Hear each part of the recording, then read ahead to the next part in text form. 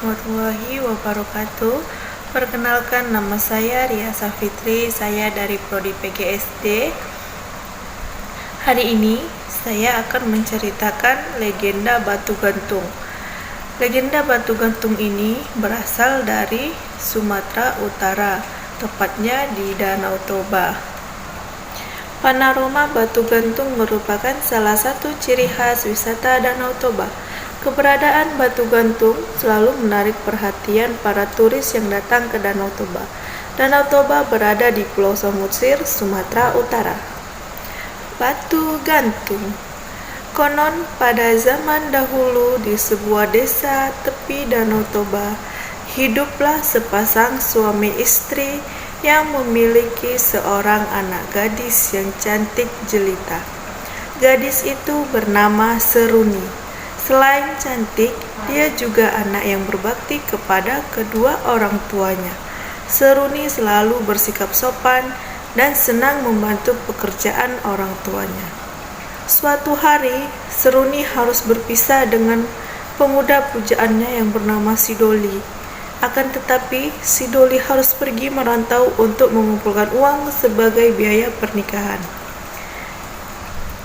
Danau Toba dan batu-batu di sini akan menjadi saksi Sidoli. Berjanjilah kau akan kembali lagi, kata Seruni. Sidoli pun menjawab saat di atas sampan sebelum berangkat. Seruni, aku berjanji akan menemuimu lagi di tempat ini. Kita akan segera menikah. Pekerjaan ayah Seruni selain berdagang juga menjadi nelayan penangkap ikan mujair. Akan tetapi hasil dari nelayan digunakan untuk berfoya-foya, hingga ayah Seruni terlilit hutang sangat banyak, hingga tak sanggup membayarnya lagi. Hutangmu sudah terlalu banyak. Sudah saatnya kau membayar hutangmu sekarang juga. Jika tidak, kau harus menjodohkan Seruni dengan anak awak, ucap temannya. Tunggu dulu. Awak bicarakan dulu dengan ibu Seruni. Tidak bisa, kau sudah berjanji. Kau tahu kan apa yang terjadi jika kau melanggar janjimu. Lalu ayah Seruni pun bingung. Namun bagaimana lagi? Karena tidak ada pilihan lain, ia harus menjodohkan Seruni dengan anak temannya. Lalu ayah Seruni pun bingung. Namun bagaimana lagi? Karena tidak ada pilihan lain, ia harus menjodohkan Seruni dengan anak temannya. Hingga suatu hari, Seruni mendengar ayahnya sedang berbicara kepada ibunya perihal perjodohan dirinya. Seruni pun menangis mendengar hal tersebut. Ia teringat janjinya kepada Sidoli. Bagaimana jika Seruni tidak disetujui dijodohkan? Kata ibu Seruni. Ayahnya pun menjawab, Seruni harus mau dijodohkan. Jika tidak, kita dalam bahaya yang besar. Esok harinya, Seruni pergi ke ladang seperti biasa. Kali ini, ia pergi sendirian ke ladang, karena kedua orang tuanya ada keperluan di desa tetangga. Hanya si Toki, anjingnya, yang selalu setia menemaninya. Di ladang, Seruni hanya terdiam. Dia tidak rajin seperti biasanya. Wajahnya muram. Sesekali si Toki menggonggong untuk menarik perhatian Seruni. Namun, Seruni hanya melihat sebentar dan melamun kembali. Seruni sudah tidak bisa menahan kesedihannya. Dia butuh seseorang untuk mendengarkan keluh kesahnya. Toki, aku sedang bersedih. Aku bingung. Ayahku menjodohkanku dengan pemuda lain. Sedangkan aku sudah punya kekasih hati. Jika aku tidak menuruti ayahku, maka ayah dan ibuku dalam bahaya. Jika aku menuruti ayahku, aku tidak mau membuat Sidoli kecewa. Aku harus bagaimana, Toki? Ucap Seruni kepada anjingnya. Tangis Seruni pun pecah. Si Toki semakin bingung melihat majikannya menangis. Dia mengendus-endus di pangkuan Seruni. Dengan berderai air mata, Seruni bergegas berjalan menuju Danau Toba. Si Toki pun segera mengikuti kemanapun majikannya pergi.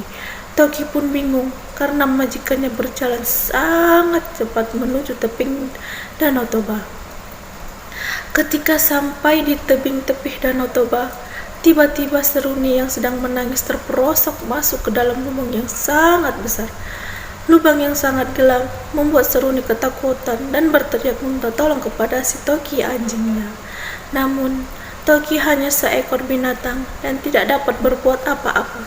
Selain menggonggong di sekitar lubang tersebut, Seruni pun putus asa karena tidak kunjung datang pertolongan untuk dirinya.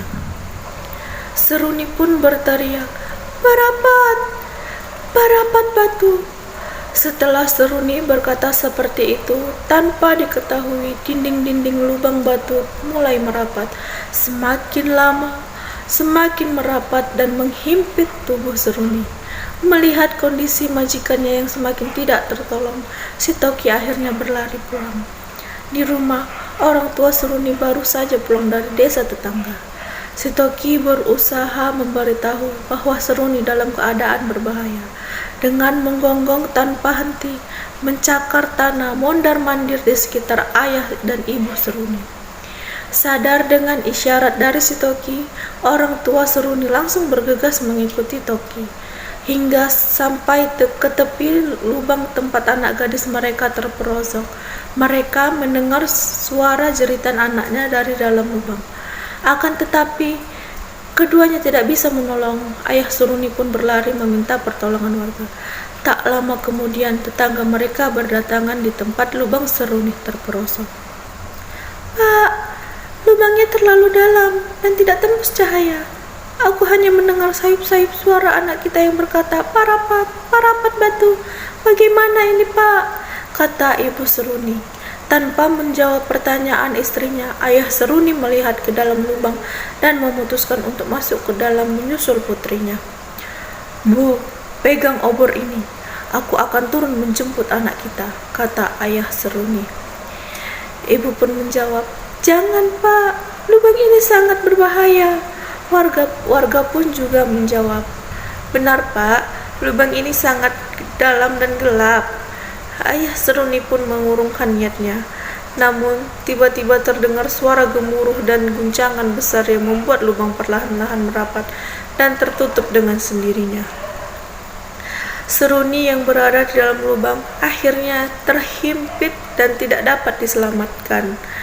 Setelah guncangan berakhir, di atas lubang yang sudah tertutup itu muncullah sebuah batu besar yang menyerupai tubuh seorang gadis. Batu itu menggantung di dinding tebing tepi Danau Toba. Masyarakat mempercayai batu itu adalah penjelmaan dari Seruni. Masyarakat memberi nama batu gantung. Ucapan Seruni yang terakhir didengar warga berupa "Parapat, parapat." Dijadikan nama daerah tempat beradanya batu gantung yang dinamakan Kota Parapat.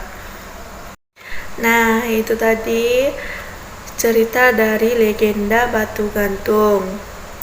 Pesan moralnya adalah jika bersedih boleh-boleh saja, tetapi jangan terlalu berlarut-larut sehingga tidak memperhatikan sekelilingnya. Bicarakan baik-baik dengan orang tua atau keluarga yang memiliki silang pendapat dengan kita. Bicarakan mana yang lebih baik untuk dilakukan. Sekian video dari saya, kurang dan lebihnya saya mohon maaf. Wassalamualaikum warahmatullahi wabarakatuh.